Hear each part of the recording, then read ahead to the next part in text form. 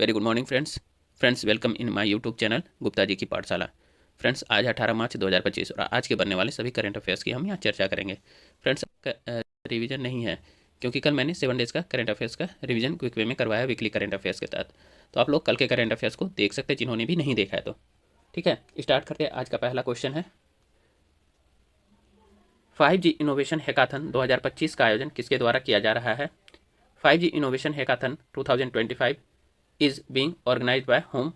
इसका आंसर हो जाएगा फ्रेंड्स सी, दूरसंचार विभाग यानी टेलीकॉम डिपार्टमेंट। डिटेल्स देखते हैं। देखिए, दूरसंचार विभाग यानी डिपार्टमेंट ऑफ टेलीकॉम ने 5G इनोवेशन हैकाथन 2025 की घोषणा की, जिसका उद्देश्य सामाजिक और औद्योगिक चुनौतियों का समाधान करने के लिए अभिनव 5G संचालित समाधानों के विकास में तेजी लाना है। यह 6 महीने की पहल है और छात्रों, स्टार्टअप और पेशेवरों के लिए खुली है। यह कार्यक्रम 100 से अधिक 5G यूज केस लैब्स तक मेंटरशिप, फंडिंग और पहुंच प्रदान करता है। अगला क्वेश्चन है फ्रेंड्स, पीएम इंटर्नशिप योजना के लिए डेडिकेटेड ऐप किसने लॉन्च किया है? Who launch the dedicated app for PM internship scheme? Answer हो जाएगा इसका फ्रेंड्स सी, निर्मला सीतारमन जी ने। ठीक है, डिटेल्स देखते हैं फ्रेंड्स इसका। देखिए, वित्त मंत्री निर्मला सीतारमन प्रधानमंत्री इंटर्नशिप योजना यानी PMIS के लिए एक डेडिकेटेड ऐप लॉन्च किया है। इसका उद्देश्य योजना के दूसरे फेज के लिए आसान पंजीकरण की सुविधा देकर भागीदारी को बढ़ाना है। इसके लिए 31 मार्च तक आवेदन स्वीकार किए जाएंगे। नेक्स्ट क्वेश्चन है फ्रेंड्स, दिल्ली कैपिटल्स ने किस खिलाड़ी को उप कप्तान नियुक्त किया है? Which player was appointed as the vice captain by Delhi Capitals? इसका आंसर हो जाएगा friends A, Faf du Plessis. Details देखते हैं। देखिए, दिल्ली कैपिटल्स ने दक्षिण अफ्रीका के दिग्गज बल्लेबाज फाफ डुप्लेसी को IPL 2025 के लिए उप कप्तान नियुक्त किया है। इससे पहले टीम ने भारतीय ऑलराउंडर अक्षर पटेल को कप्तान घोषित किया था। IPL का आगाज जो है 22 मार्च से होना है फ्रेंड्स। अगला क्वेश्चन है, चंद्रयान 5 मिशन किस देश के सहयोग से संचालित किया जाएगा? इंग्लिश देख लेते हैं। Chandrayaan 5 mission will be operated in collaboration with which country? Answer हो जाएगा इसका सी, जापान। डिटेल्स देखते हैं फ्रेंड्स। देखिए, भारत सरकार ने महत्वाकांक्षी चंद्रयान 5 मिशन को हरी झंडी दे दी है, जो चांद से जुड़े खोज में एक बड़ी उपलब्धि साबित होगा। यह मिशन जापान के सहयोग से संचालित किया जाएगा। इसमें 250 किलोग्राम का उन्नत रोवर शामिल होगा, जो चंद्रयान 3 के 25 किलोग्राम वाले प्रज्ञान रोवर से 10 गुना भारी होगा। नया रोवर चंद्रमा की सतह और संरचना का गहन अध्ययन करेगा फ्रेंड्स। अगला क्वेश्चन है फ्रेंड्स, हाल ही में गेमिंग उद्योग के लिए किस प्रकार के कर ढांचे की सिफारिश की गई है? What types of tax structure has been recommended recently for the gaming industry? इसका आंसर हो जाएगा फ्रेंड्स बी, गेमिंग को मनोरंजन और कौशल आधारित उद्योग के रूप में पहचाना जाएगा। Gaming will be recognised as an entertainment and skill based industry. Details देखते हैं फ्रेंड्स। ऑनलाइन गेमिंग उद्योग, कैसीनो और घुड़दौड़ व्यवसायों के लिए एक महत्वपूर्ण निर्णय पारित किया गया है। GST परिषद ने मंत्रियों के समूहों की मदद से ऑनलाइन गेमिंग पर GST लगाने की सिफारिश की। ऑनलाइन गेमिंग, कैसीनो और घुड़दौड़ पर पूरे अंकित मूल्य पर 28% GST लागू करने का निर्णय लिया गया है।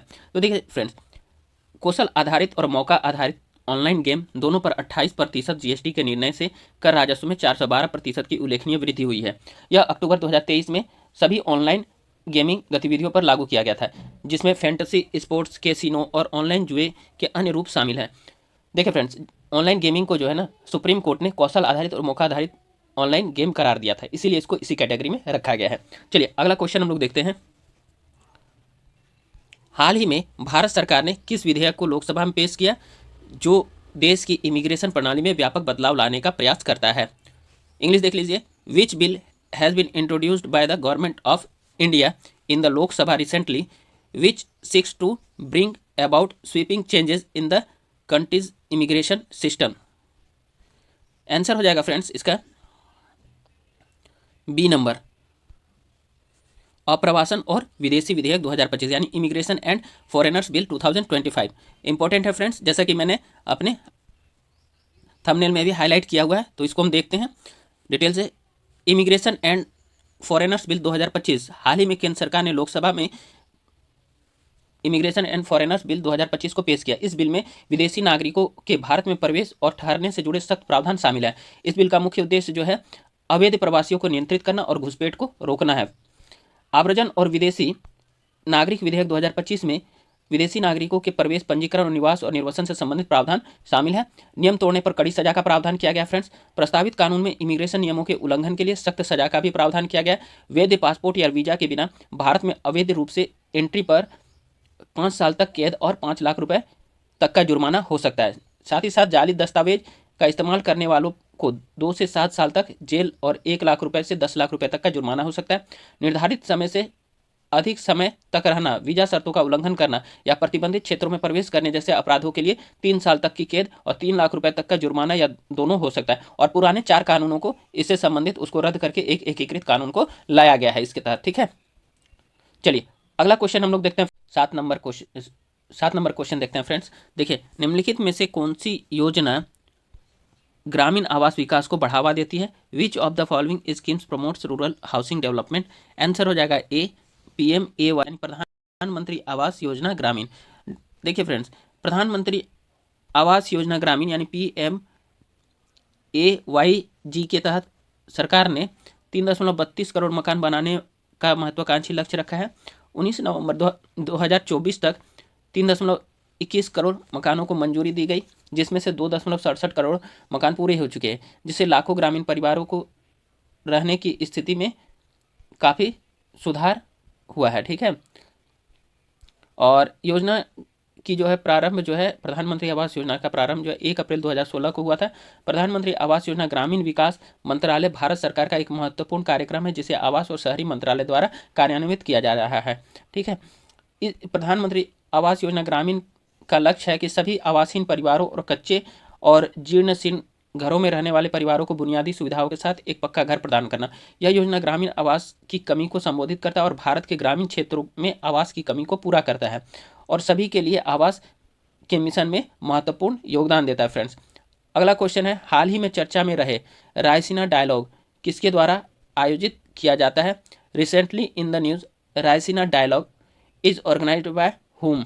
तो इसका आंसर हो जाएगा friends B, Observer Research Foundation और विदेश मंत्रालय भारत सरकार।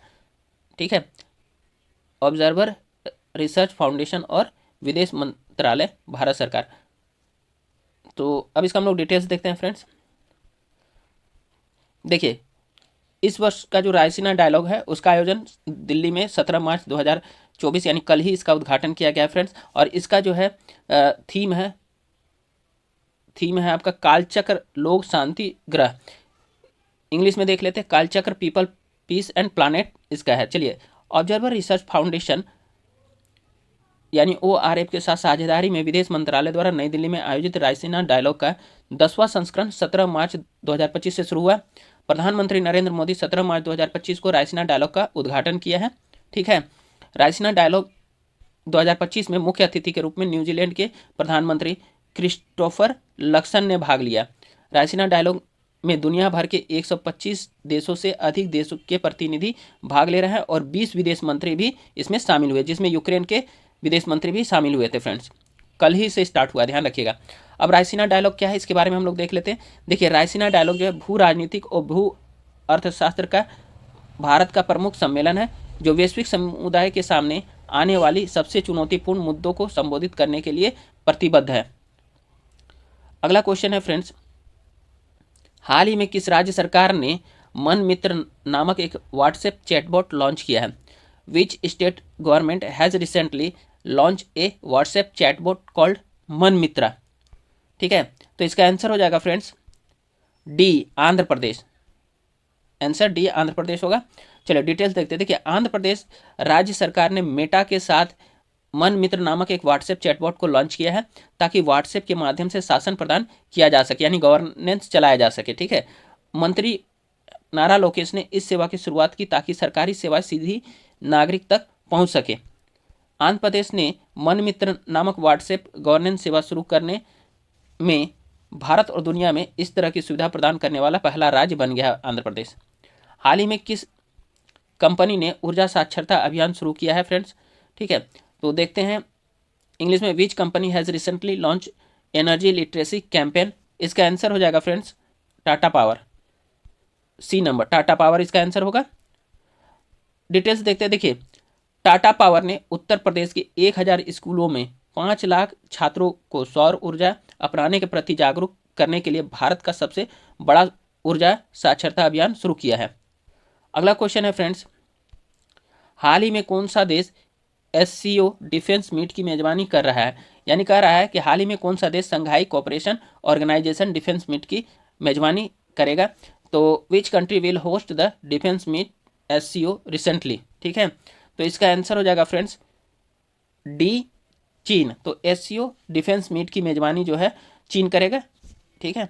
डिटेल्स देखते हैं, देखिए संघाई सहयोग संगठन यानी एससीओ के रक्षा अधिकारी 26-27 मार्च को चीन के किंगदाओ में इसकी पहली बैठक करेंगे, जिसमें सदस्य देशों के बीच भविष्य के सुरक्षा सहयोग पर चर्चा की जाएगी। संघाई यानी एससीओ सदस्य देशों के रक्षा मंत्रालय और इसके सचिवालय के प्रतिनिधि भविष्य के रक्षा और सुरक्षा सहयोग पर विचार का आदान प्रदान करने के लिए बैठक में भाग लेंगे फ्रेंड्स। अब संघाई सहयोग संगठन क्या है, इसके बारे में हम लोग देख लेते हैं। ध्यान से देखिएगा फ्रेंड्स, क्योंकि यहाँ से काफ़ी बार क्वेश्चन पूछे जाते हैं। तो एससीओ एक राजनीतिक, आर्थिक और सैन्य संगठन है जिसका उद्देश्य यूरेशियाई क्षेत्र में स्थिरता और सुरक्षा प्रदान करना या बनाए रखना है, ठीक है। एससीओ का गठन जो है 2001 में चीन, रूस, कजाकिस्तान, किर्गिस्तान और ताजिकिस्तान द्वारा किया गया था। एससीओ चार्टर पर 2002 में हस्ताक्षर किए गए तथा यह 2003 में लागू हुआ था। संघाई सहयोग कॉरपोरेशन या संघाई सहयोग संगठन की आधिकारिक भाषा रूसी और चीनी है। एससीओ के लक्ष्य कुछ निर्धारित किए गए हैं, जिसको हम लोग देख लेते हैं। सदस्य देशों के बीच संबंधों को मजबूत करना, अर्थशास्त्र, व्यापार और राजनीति में सहयोग को बढ़ावा देना, विज्ञान, प्रौद्योगिकी, संस्कृति और शिक्षा में सहयोग को बढ़ावा देना, क्षेत्रीय शांति की रक्षा करना। भारत और पाकिस्तान 2017 में जो है एससीओ का सदस्य बने हैं फ्रेंड्स। अभी वर्तमान में संघाई सहयोग संगठन में 10 देश हैं, जिसके नाम निम्नलिखित हैं, देख लीजिए। चीन है, रूस है, भारत है, ईरान है, कजाकिस्तान है, किर्गिस्तान, पाकिस्तान, ताजिकिस्तान, उज्बेकिस्तान और बेलारूस। ये सभी एससीओ के सदस्य फ्रेंड्स। चलिए, बहुत इंपॉर्टेंट नेक्स्ट क्वेश्चन होने वाला है फ्रेंड्स, देखते हैं नेक्स्ट क्वेश्चन। हाल ही में खबरों में रहा अपार आईडी किस पहल का हिस्सा है? अपार ID which was in the news recently is a part of which initiative? तो इसका आंसर हो जाएगा फ्रेंड्स ए, एक राष्ट्र एक छात्र आईडी यानी one nation one student ID. इसका डिटेल्स देखते हैं फ्रेंड्स। देखिए, अपार भारत में सभी छात्रों के लिए एक विशिष्ट पहचान प्रणाली है। यह राष्ट्रीय शिक्षा नीति 2020 के तहत एक राष्ट्र एक छात्र आईडी कार्यक्रम का हिस्सा है। अपार आईडी आजीवन शैक्षणिक पासपोर्ट के रूप में कार्य करती है, जो उपलब्धियों और क्रेडेंशियल को संग्रहित करती है। यह छात्रों को एक स्थायी 12 अंकीय आईडी प्रदान करता है। इंपॉर्टेंट है, याद रखिएगा कि अपार जो है कितने अंक की आईडी है, तो 12 अंक की आईडी प्रदान करता है, जिसमें डिग्री, छात्रवृत्ति और पुरस्कार दर्ज होते हैं। यह आईडी शैक्षिक स्तरों में निर्बाध संक्रमण सुनिश्चित करती है। अब देखिए, इसके संबंध में कुछ चिंताएं भी है माता पिता की। तो माता पिता और कार्यकर्ताओं को डर है कि स्वैच्छिक होने के बावजूद शिक्षा मंत्रालय के स्वचालित स्थायी शैक्षणिक खाता रजिस्ट्री यानी अपार आईडी से बाहर निकलना मुश्किल हो सकता है, ठीक है। अगला क्वेश्चन है फ्रेंड्स, हाल ही में समाचारों में रहा ओडिशा में शंख और दक्षिण कोयल नदियों के संगम से बनने वाली नदी का नाम क्या है? Recently in the news what is the name of the river form by the Confluence of शंखा एंड साउथ कोयल रिवर्स इन ओडिशा? तो इसका आंसर हो जाएगा फ्रेंड्स बी, ब्राह्मणी नदी, ठीक है, ब्राह्मणी नदी। चलिए, हाल ही में समाचारों में रहा ब्रह्मबरदा के पास ब्राह्मणी नदी पर बना पुल 8 साल बाद भी अधूरा है, जिससे रसूलपुर और जाजपुर ब्लॉक के 20 से ज़्यादा गांवों को असुविधा हो रही है। ओडिशा में होकर बहने वाली ब्राह्मणी नदी शंख और दक्षिण कोयल नदियों के संगम से बनती है फ्रेंड्स, ठीक है। यह झारखंड, छत्तीसगढ़ और उड़ीसा से होकर बहती है और बंगाल की खाड़ी में गिरने से पहले कुल 39,033 वर्ग किलोमीटर क्षेत्र को जल से भर देती है। यह नदी 799 किलोमीटर लंबी है, जिसमें से 541 किलोमीटर ओडिशा में है और महानदी और बैतरनी नदियों के साथ एक बड़े डेल्टा का हिस्सा बनाती है। ब्राह्मणी डेल्टा में भीतरकनिका वन्य जीव अभयारण्य शामिल है, जो मुहाने के मगरमच्छों का घर है। चलिए फ्रेंड्स, आज का सेशन जो है यहीं समाप्त होता है। कल फिर हम नए सेशन के साथ आप लोगों के समक्ष उपस्थित होंगे। फ्रेंड्स, आप लोग गुप्ता जी की पाठशाला को लाइक, सब्सक्राइब, शेयर और कमेंट अवश्य करें। Have a great day. जय हिंद।